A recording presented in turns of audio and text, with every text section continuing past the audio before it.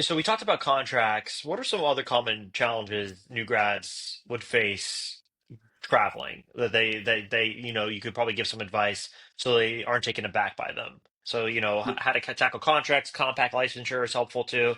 What else could you give advice in terms of a new grad? Yeah.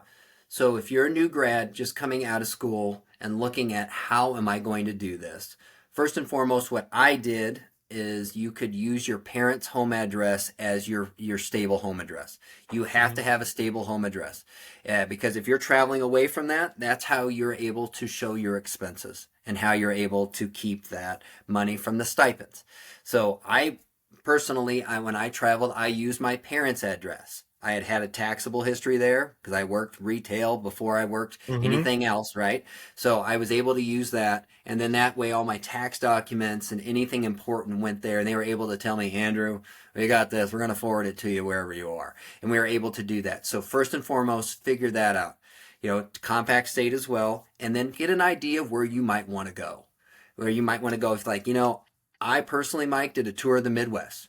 I did a Hmm. lot of around the Midwest and I enjoyed that. I wish I would have done a little bit more, but still, I have the twilight of my career as well too to look forward to, Mike, that I can do a little bit differently.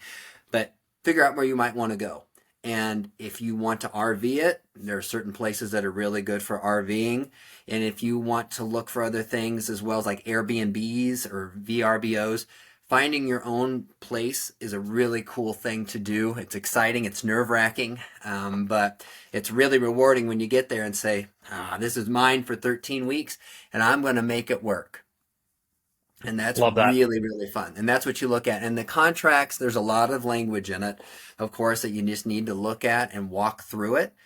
But it's not any worse than signing a big contract when you're perm.